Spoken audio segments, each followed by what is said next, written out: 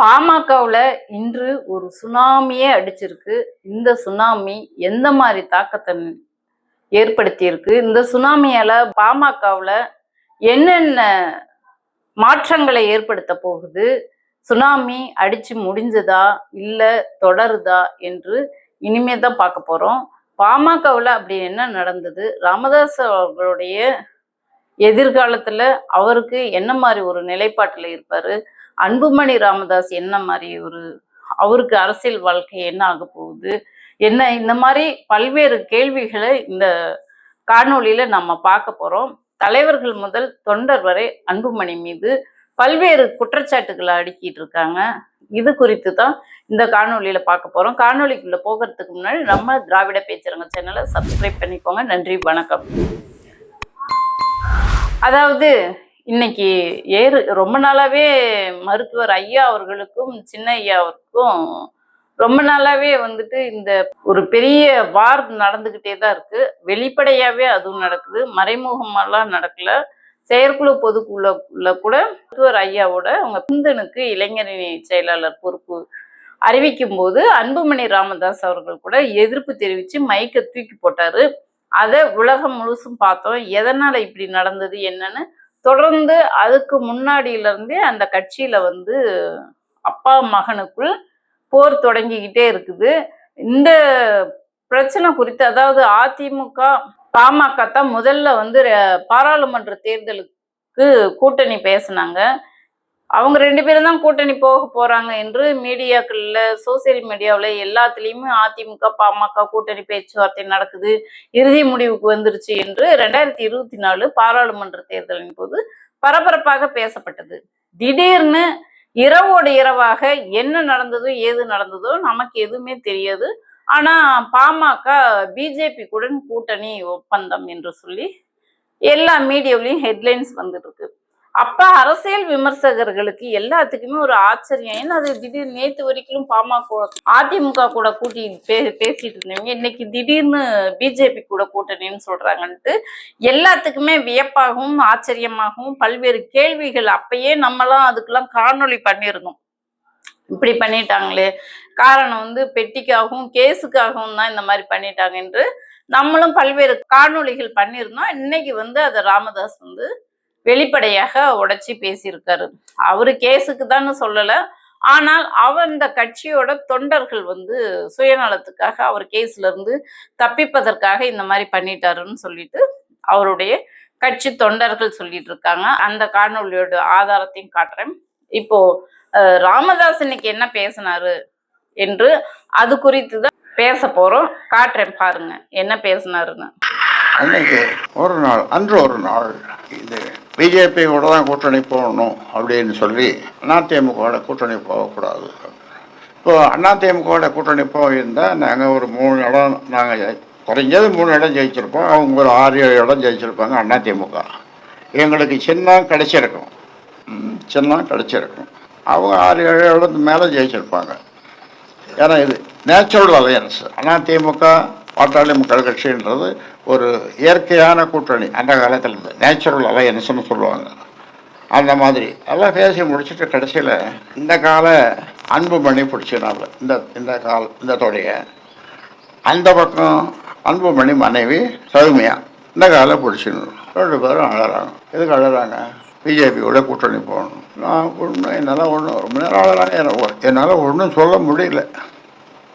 அப்புறம் அன்புமணி வாயிலிருந்து ஒரு உதிர்ந்த முத்துக்கள் சொல்லுவாங்கள்ல, அந்த உதிர்ந்த முத்துக்கள் உதிர்ந்தது. இதை நீங்கள் ஒத்துக்கலைன்னா கேளுப்பா, இதை ஒத்துக்கலைன்னா நீங்கள் தான் எனக்கு கொள்ளி வைக்கணும். நீங்கள் தான் எனக்கு இந்த பக்கம் இவர் காலை தொடைய பிடிச்சினால சௌமியா இந்த பக்கம்னால அப்புறம் வேறு வழி இல்லாமல் அப்புறம் நாம நடந்தது சரின்ட்டு இது எல்லா ஏற்பாடும் பண்ணிடுது சௌமியா. பிஜேபியோட கூட்டணின்றது ஏற்பாட்டை அண்ணாமலையா, ஆமாம், அண்ணாமலையோடலாம் பேசி எல்லாம் மறுநாள் காலையில் பார்த்தா அவங்க வெளியில் பாரத் மாதா கே ஜேன்னு ஒரு கோஷம். அங்க பாத்தீங்களா, பாரத் மாதா கி ஜே அவருக்கு அந்த பாரத் மாதாக்கு ஜெயன்ற கோஷமே அவருக்கு பிடிக்கல மருத்துவர் ஐயாவுக்கு. என்ன சொல்றாரு பாத்தீங்களா? அன்புமணியும் சௌமியாவும் என் 2 காலையும் பிடிச்சிட்டு விடவே மாட்டேங்கிறாங்க. கூட்டணி பிஜேபி கூட தான் போய் ஆகணும் என்று சொல்லி விட மாட்டேங்கிறாங்க. நீங்க இதுக்கு ஒத்துக்கலனாக்க எனக்கு நீங்க தான் கொல்லி வைக்கணும்னு சொல்லிட்டு அன்புமணி சொல்லி அப்படி சொல்லி மிரட்டி பிளாக்மெயில் பண்ணி சேர்த்து வச்சிருக்காரு. கூட்டணியும் சேர்ந்திருக்காங்க.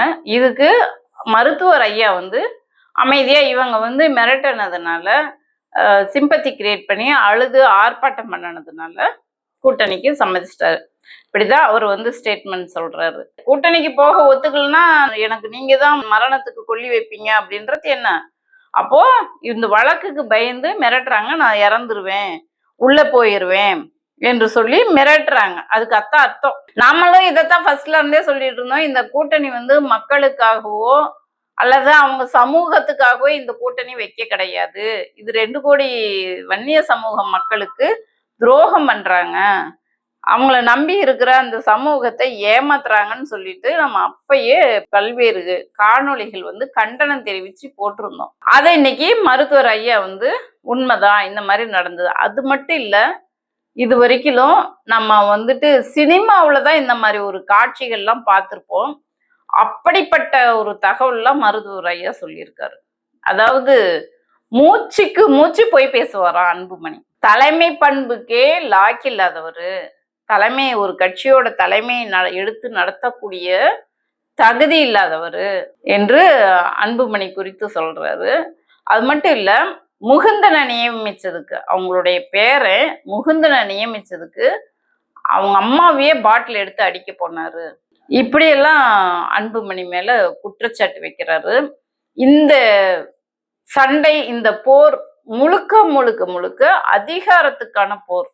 இந்த அதிகாரம் மக்களுக்கான போராக இருக்கா என்று பார்த்தோம்னா, ஐயா முகுந்தனுக்கு பொறுப்பு கொடுத்தாகணும் என்று சொல்வதும், அவங்க பேரனுக்கு கொடுக்கணும், அந்த வாரிசு அடிப்படையில அவங்களுக்கு கொடுக்கணும் என்பதற்காகத்தான் ஐயாவும் போராடிட்டு இருக்கோம். அன்புமணி அவருக்கு கொடுக்க கூடாது என்று சொல்வதும், தன்னோட ஆளுமை அவங்க உள்ள வந்துட்டாக்க தன்னுடைய ஆளுமை கெட்டுரும், அதுக்கு மதிப்பு இல்லாம போயிரும் என்று சொல்லி தன்னுடைய தலைமை பொறுப்புக்கு பாதிப்பு வந்துடும் என்று சொல்லி அவங்க குடும்பத்துல இருந்து மற்றவங்களை யாரையும் வரவிடாம பாத்துக்கிறாரு. இவங்க 2 பேருமே இவங்க கட்சி குடும்பம் வளர்க்கறதுக்கு தான் பேசிட்டு இருக்காங்களே ஒழிய, சமுதாயத்துக்காக ஒரு இயக்கம் வச்சு நடத்துறோம், அந்த சமுதாய மக்களுக்காக இது வரைக்கும் இவங்க போட்ட சண்டையில எதுவுமே மக்களுக்கான சண்டையாக இல்லை. அவங்க குடும்ப சண்டையத்தான் இருக்குது. அவங்க குடும்ப மேம்பாட்டுக்கான சண்டை, அதிகாரத்திற்கான போராகத்தான் இருக்குது. இந்த போர்ல இந்த பாட்டாளி மக்களோட, இந்த வன்னிய மக்களோட நிலை என்ன அப்படின்ற மாதிரி தான், அந்த கட்சியை நம்பி இருக்கக்கூடிய அந்த கட்சி நிர்வாகிகளோட நிலை என்ன என்பது தான் இங்க கேள்விக்குறியாக இருக்குது. மருத்துவர் ஐயா மட்டும் ராமதாஸ் மேல அடுக்கடுக்கா குற்றச்சாட்டுகளை வைக்கல. அவங்க கட்சியை சேர்ந்த, அதாவது தலைவர்கள் முதல் தொண்டர் வரை குற்றச்சாட்டுகளை அன்புமணி மேல வைக்கிறாங்க. அவங்க கட்சியை சேர்ந்த காடு வெட்டி குருவோட மருமகன் மனோஜ் அவரும் அவங்க மேல குற்றச்சாட்டு வைக்கிறாங்க. என்ன வைக்கிறாங்கன்னு பாருங்க. போனது அவரோட சுயநலத்துக்காக, அவரோட ஊழலுக்கு வெளில வந்துடக்கூடாது, அவர் அரெஸ்ட் ஆயிடக்கூடாது. நான் என்ன சொல்றேன், எவ்வளவு பெரிய ஊர்ல இருந்தா என்ன, போய் ஃபேஸ் பண்ணலாம்ல. ஜெயிலுக்கு போறதா போங்க, ஜெயிலுக்கு போறதுக்கு எல்லாத்துக்கும் பயந்தீங்கன்னா நீங்க என்ன தலைவர்?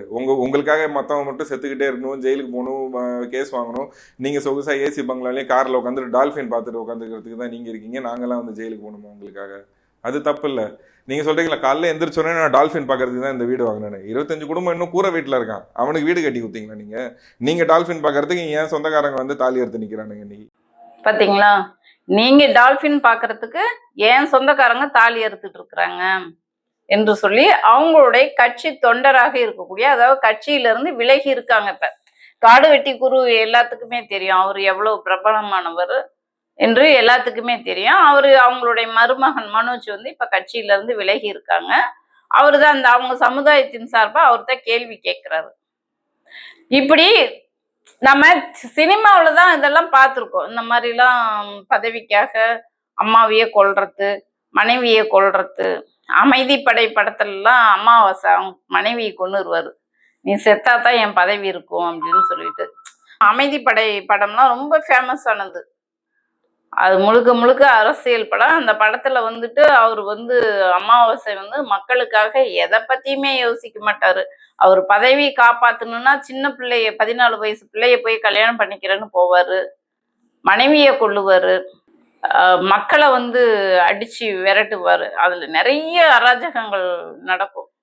அந்த மாதிரி ஒரு படம் பார்க்குற மாதிரி இருக்கு. இந்த பாமகவோட அன்புமணியை பத்தி சொல்றது ஒரு படம் பார்க்குற மாதிரி இருக்கு. அவ்வளவு மோசமானவரார். சினிமாவுல வர வில்லனை போல அவரை வந்து அவங்க அப்பா வந்து இன்னைக்கு சொல்லியிருக்காரு. அவருடைய குற்றச்சாட்டு அதுவாக இருந்தாலும் தொண்டர்களோட குற்றச்சாட்டு இன்னும் ஒருபடி மேல போய் காடுவெட்டி குருவோட மருமகன் மனோஜ் என்ன சொல்றாருன்னா, ராமதாஸ்வே இவர் கொல்ல முயன்று இருக்கிறாரு. அதை மறைக்கிறதுக்கு அதை சொல்லாமத்தான் மனைவியவே பாட்டில் எடுத்து அடிச்சாருன்னு சொல்றாரு. பாருங்க, அதே உங்களுக்கு காட்டுறேன் பாருங்க. நான் தான் ஏற்கனவே சொன்னேன்ல, ஐயா அவரை வந்து நான் கொண்டுடுவேன்னு சொல்லி மிரட்டினாரு. அதனால தான் காலங்காத்தால 6 மணிக்கு ஒரு ப்ரெஸ் மீட் கொடுத்தாரு. அதை சொல்றதுக்கு பதிலாக தான் இன்னைக்கு வந்து என் மனைவி அடிச்சுட்டாங்கன்னு சொல்றாரு. இன்னொரு எக்ஸ்ட்ரீம் அன்புமணி அவர்கள் போனாருன்னா ஆமா என்ன கொல்ல வந்தான்றது உண்மையை சொல்லுவாரு. பாத்தீங்களா, மருத்துவர் ஐயாவே கொல்ல முயற்சி பண்ணியிருக்காரு. அவ்வளவு நல்லவரா இருக்காரு அன்புமணி. இத்தனைக்கும் அவரும் ஒரு மருத்துவரா இருந்துகிட்டு இவங்க எல்லாம் வந்து இப்படி இருக்காங்களே, இவ்வளவு மோசமானவங்களா இருக்காங்களே, கொஞ்சம் கூட மக்கள் மீது நீங்க வந்து மற்ற சமூக மக்கள் மீது அக்கறை கட்டலைன்னா பரவாயில்ல, உங்க சமூகத்தை காப்பாற்றணுன்றதுக்காக தானே இந்த கட்சி ஆரம்பிச்சிங்க, இந்த வன்னிய சங்கம் ஆரம்பிச்சிங்க, அவங்க உரிமைக்காக குரல் கொடுப்போம் என்று தானே ஆரம்பிச்சிங்க. இதுல எங்க அந்த மக்களுக்காக பேசுறீங்க, குரல் கொடுத்துட்டு இருக்கிறீங்க? மருத்துவர் சொல்றாரு, இன்னைக்கு ஏறக்குறைய 20 ஆண்டு காலம் அன்புமணி வந்து அந்த கட்சியோட தலைவரா இருந்திருக்காரு. அப்போ ஒரு தலைவரை வந்து ஒரு கட்சிக்கு நியமிக்கணும்னாக்க அவருக்கு அந்த தலைமை ஏற்று நடத்தக்கூடிய அந்த பண்பு இருக்கா இல்லையான்னு குழந்தையில இருந்து வளர்த்தனவங்களுக்கு அவங்களுடைய கேரக்டர் என்னன்னு தெரியுமா, தெரியாதா? இவருக்கு அதுதானே ஒரு தலைவரோட பண்புன்னா என்ன?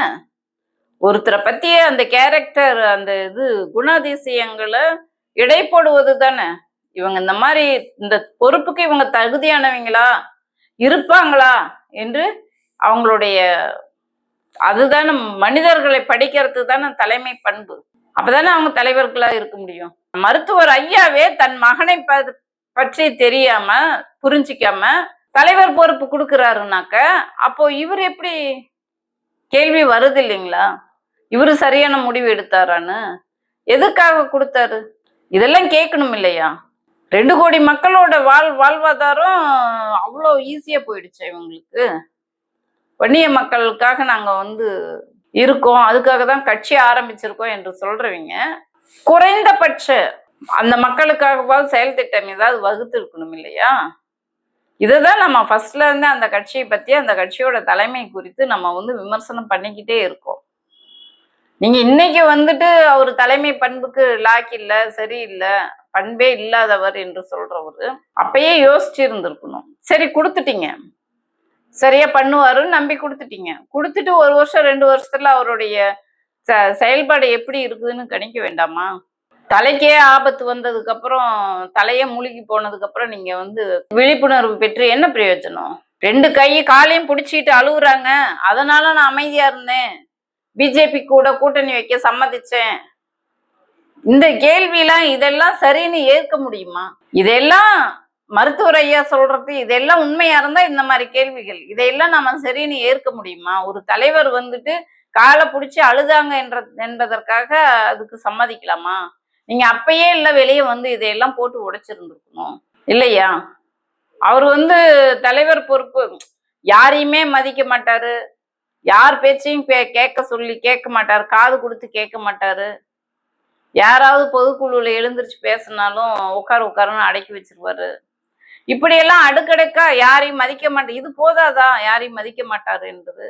இதுதான் இந்த கட்சியோட தலைவருக்கும் நிறுவனர்ன்றவரு, அவருக்கும் வந்துட்டு ஒரு தலைவரை யாரை கொண்டுட்டு போய், வேற ஆளே இல்லையா? ஜி.கே. மணி எத்தனை வருஷம் அவர் வந்து 45 வருஷம் அந்த கட்சிக்காக உழைச்சிட்டு இருக்காரு. அவருக்கெல்லாம் அந்த வாய்ப்பு கொடுத்து வளர்ச்சி பாதைக்கு கொண்டுட்டு போயிருக்கலாமே. இப்படிப்பட்ட ஒரு தலைமை, அப்போ உங்க குடும்பத்துக்கே தான் எல்லாம் வேணும், ஃபர்ஸ்ட் அவர் வந்து கட்சி ஆரம்பிக்கும் போது வந்து எங்க குடும்பத்துல இருக்கிறவங்க யாருமே அரசியலுக்கு வரமாட்டாங்க, குடும்ப அரசியல் நாங்க பண்ண மாட்டோம்னு சொல்லிட்டு ஆரம்பிச்சாரு. அதுக்கப்புறம் அவரே பேச்ச மீறினாரு. அவரே இந்த பேட்டியில சொல்லியிருக்காரு, என்னுடைய சத்தியத்தை மீறி நான் வந்து அவங்க கேட்டதுக்கு இணங்க போட்டேன் அப்படின்னு. மாத்தி மாத்தி மாத்தி பேசிட்டு அதுக்கப்புறம் அடுத்தவங்க மேல பழிய இவங்களால தான் அப்படின்னு சொல்றது அது தலைமை பண்பா? அதுதான் தலைவர் வந்து செய்யக்கூடிய வேலையா? நமக்கு எது சரின்னு படுதோ அதைத்தானே செய்யணும். உங்களுக்கு எது சரின்னு அதுதானே தலைவரோட வேலை. எந்த தன்னலமும் இல்லாமல் நான் இந்த மக்களுக்காக இந்த கட்சியை தூங்கினேன், அவங்க நன்மைக்காக நான் இந்த முடிவு எடுத்தேன், அதுக்காக என் மகனை நான் வந்து விட்டு கொடுத்தேன், என் மகனுடைய வாழ்வாதாரத்தை விட்டு கொடுத்தேன், அதுக்காக இத்தனை தியாகங்கள் செஞ்சிருக்கேன், இந்த மக்களோட நன்மைக்காக மக்களோட உரிமைக்காக என் குடும்பத்தை நான் இழந்திருக்கேன் அப்படின்னு சொல்றது தானே தலைமை பண்பு. மகனும் மருமகளும் காலை பிடிச்சி அழுதாங்க, அதனால நான் அமைதியா இருந்தேன்.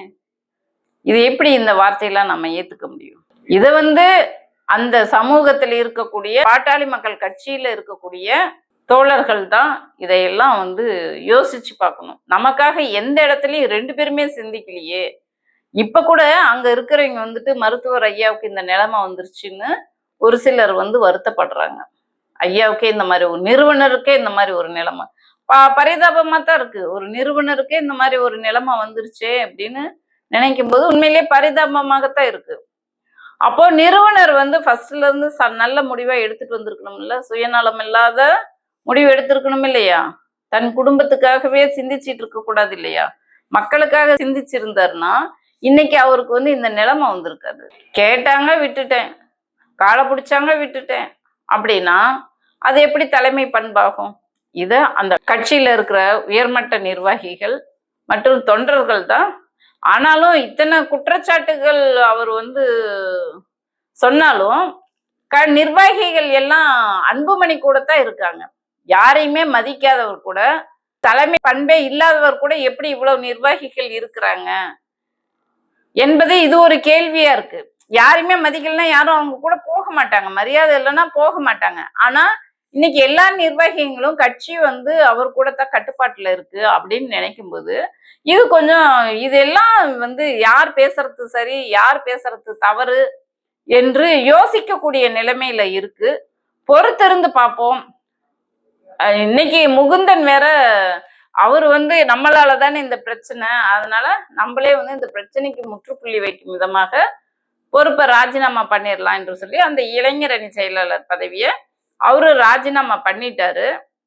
பார்ப்போம் இது அடுத்த கட்ட நகர்வுக்கு எந்த மாதிரி நகருது, பாமகவோட எதிர்காலம் என்னவாக இருக்கும் என்று பொறுத்திருந்து தான் பார்க்கணும். இந்த காணொலியை பார்த்துட்டு இருக்கிறீங்க, உங்களுடைய கருத்துக்களும் அன்புமணி சொன்னது அவருடைய பாயிண்ட்ல இருந்தும் மருத்துவர் ஐயா அவர்களோட பாயிண்ட்ல இருந்து இது எப்படி கொண்டுட்டு போனா இவங்க எடுக்கக்கூடிய அந்த தலைவர் பண்பு என்பது சரிதானா என்று உங்களுடைய கருத்துக்களை சொல்லி இந்த காணொலியை பகிர்ந்து உதவுமாறு அன்போடு கேட்டுக்கொள்கிறேன். நன்றி, வணக்கம்.